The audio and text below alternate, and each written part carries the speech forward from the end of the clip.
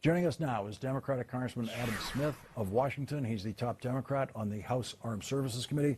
And Congressman Smith, when I see them releasing yet another video that they're very proud of, that seems to say they are deeply ashamed of the video that they are hiding, and they must think that it looks like murder on that video that they're hiding. Yeah, well, 100%. They don't like the way that video looks, and that's why they're not releasing it. Why we need to keep the pressure up on this administration to release that video. There's no reason not to. They've released, I don't know, 25, 30 different videos now. There's no sensitive or classified information involved. But not only does the video look bad, but you've heard Secretary Hegseth, other Republicans describe it in a way that is fundamentally dishonest. And that will be obvious if people are able to see the video. I mean, you've got two people clinging to the bow of a capsized boat, already primarily destroyed by the first strike on that boat. The notion that they're trying to turn this back over and that they're communicating with people and they're about to rendezvous with somebody is completely ridiculous. So you're absolutely right. That's the one and only reason why this video isn't being released. It's because it makes their argument look bad. Well, and now that Hegseth has gone to the point of apparently lying about what we would see on that video in order to preserve his lies about it, he can't show it to us.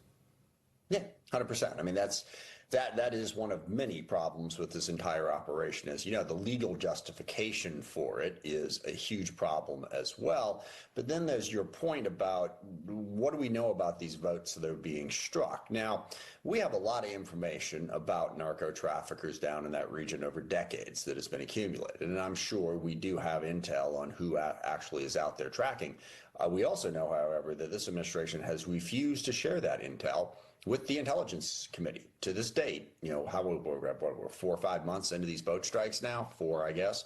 They haven't briefed the Intelligence Committee to show us the raw intelligence. Okay, you say the intelligence pointed you in this direction. In every other campaign like this, in Iraq, Afghanistan, Yemen, Somalia, they regularly brief the appropriate committees to show them how they piece this together to conclude that this person, this group, was a legitimate target. They haven't done that yet.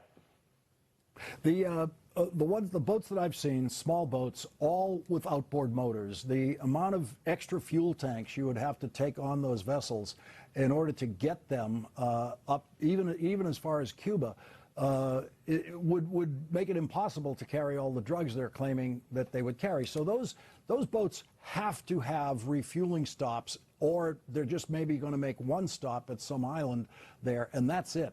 There's no way those boats, when they are underway and being shot at down there, are actually on their way to the United States.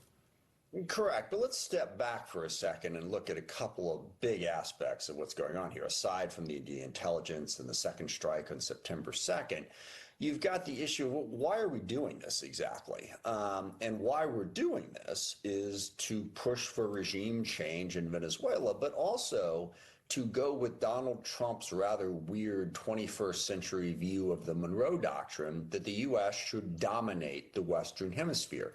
I think that's a really bad idea. A lot has changed since the 19th century, but that's what this is really about.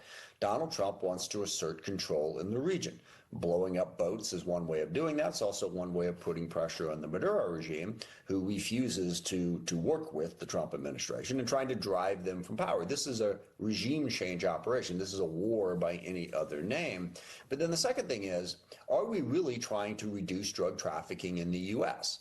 Is blowing up a few dozen boats in the Caribbean going to have that impact? I don't know of any sensible person who understands this issue who says yes. It's not going to have much of an impact on that. And you witness the fact that most of these boats are going to Europe, or sorry, the cargo that is in them is ultimately going to Western Africa or Europe. And also it's cocaine. It's not fentanyl, which is the most deadly drug. And then we have all of the pardons that Donald Trump has given to other drug traffickers, like the former president of Honduras and Ross Ulbricht, the Silk Road crypto guy who laundered billions of dollars in drug money. So it doesn't seem to be focused on drugs, and it's not. It is focused on an autocratic 19th century view of what Donald Trump thinks the United States should be doing in the Western Hemisphere, and that is very dangerous for the American people and isn't going to do anything to deal with the very real drug problem that we have. Congressman Adam Smith, thank you very much for joining us tonight. Thanks, Lawrence. And coming up, an important lesson that I learned on the value of listening.